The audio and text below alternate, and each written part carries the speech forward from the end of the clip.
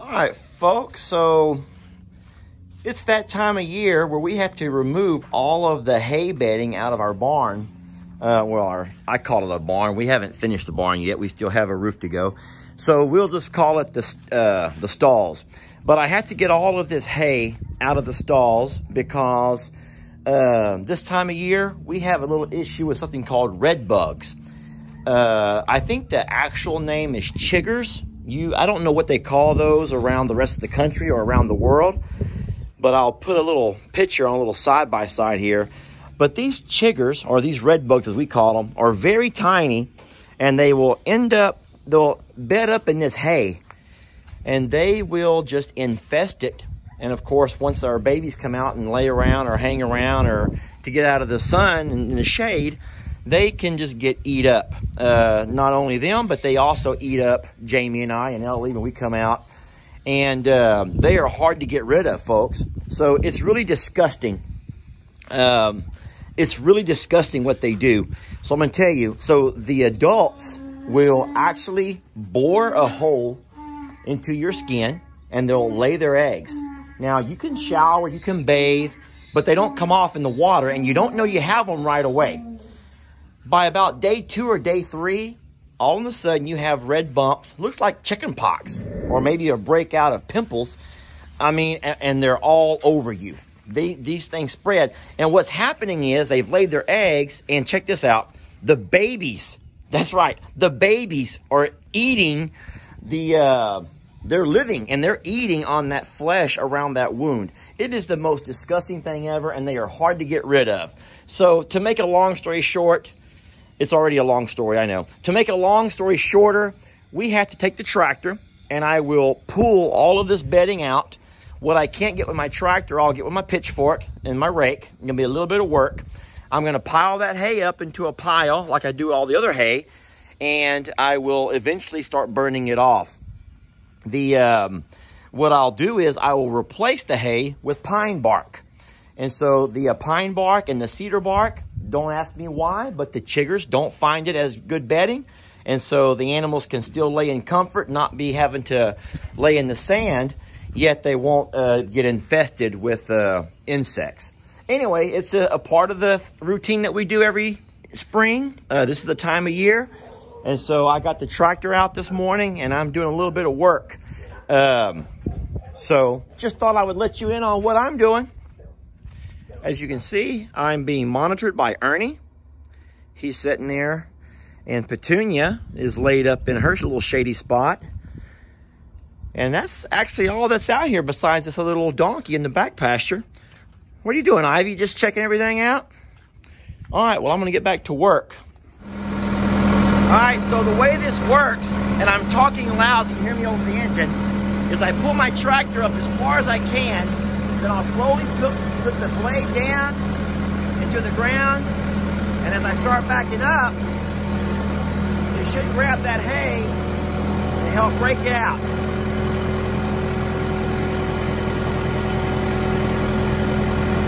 You don't get a whole lot the first time, so what I'll do is I'll go in and bite it again. Look who's come to watch. She probably wants a shade spot to lay up in. So I gotta be real careful I don't go to the other side of my barn. All right, so I'm gonna put that blade a little bit deeper this time. There you go, now watch this.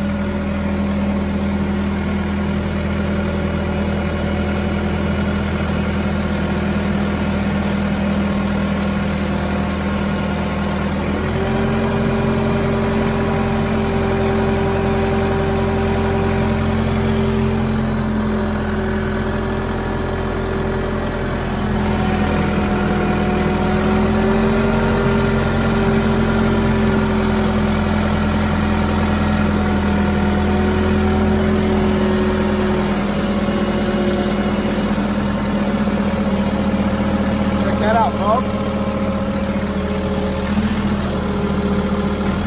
And I have left it pretty much straight clean.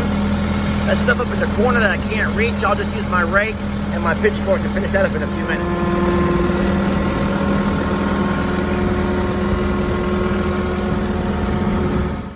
Whew. You know, I've forgotten how much work this is. Folks, I'll tell you right now how blessed I am to have a tractor. You know, I lost my tractor during Hurricane Harvey, and it was older, so it wasn't insured. And after I lost it, obviously with the house, you know, being destroyed and everything else that needed to be done around here, getting a new tractor was the last thing on my list of things to need. So for 2 years, I was doing this entire barn by hand. So having a tractor to help me out now, at least for the bulk of all this, is such a huge blessing. For those of you who have worked on farms, or those who do now, or those who've grown up doing farm type labor, you know that getting that rake and that pitchfork and trying to rake all this stuff up, it uses muscles in your body that you don't normally use. And I remember for days I would be sore, you know, the last 2 years when I didn't have the tractor. I mean, I would wake up, I couldn't even sleep, to be honest. I had to take some ibuprofen just to fall asleep at night and stay asleep. But yeah, so the raking is minor now that I have the tractor to do the bulk of it. But what little I am doing, guys, it's taking a toll. Look at this. Whew. Oh, I can feel sorry for myself, can't I? Oh, poor Lester. Hey guys, I brought you a drink.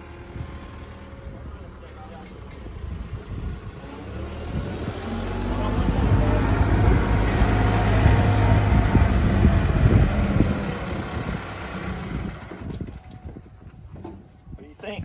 It looks pretty dang good. Big difference from a while ago. You can actually see the ground. A little bit more right over there we'll get on. Yeah, it's the weirdest thing. All the babies have come to watch us work.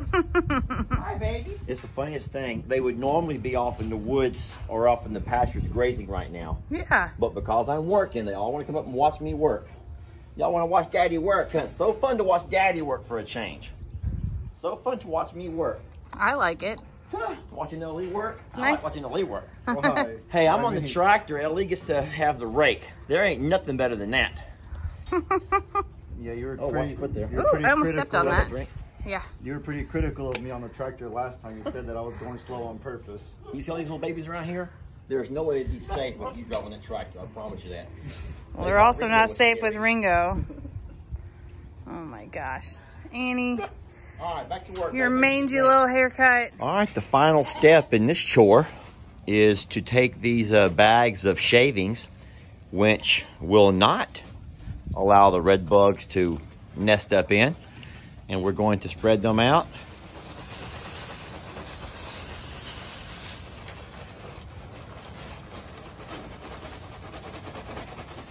So this will still give the pigs and the goats and whoever else wants a bed something to lay in. Here's a rake, love. It'll still give them a thin layer to lay in, so they're not laying in the actual dirt.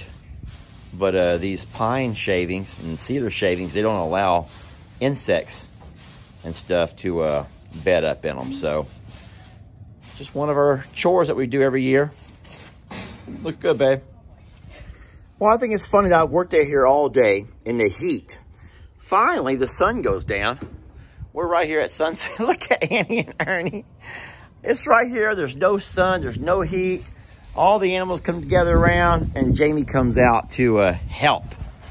She comes out to help out a little bit. Some of us had to work all day, cook and clean, Cook and clean do laundry, and do laundry. pay bills. I appreciate the help, babe.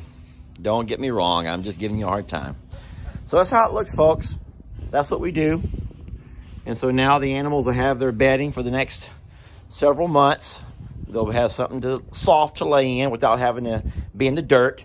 When Freckles has her baby, if she chooses to have it here. Now, let's be honest, when she had Shirley, where was it at? In the dirt. She had a beautiful little stall in a beautiful green pasture, and she had Shirley Bird right in the dirt. Yep. So who knows? Hey, there's our Shirley Bird right there. Sweetie, you were born in the dirt. You know that, right? You were born in the dirt, baby. Come in and look around a little bit. Ernie, you want to come look around? I'm going to open this gate. You guys go look around a little bit. Go ahead. So I was ready to leave. Now I've lost my spot. I've lost my spot to to Huckleberry, to Laverne, Ringo, the two golden girls. Oh, and there's Shirley. Yeah. Well, I'm going to get in there.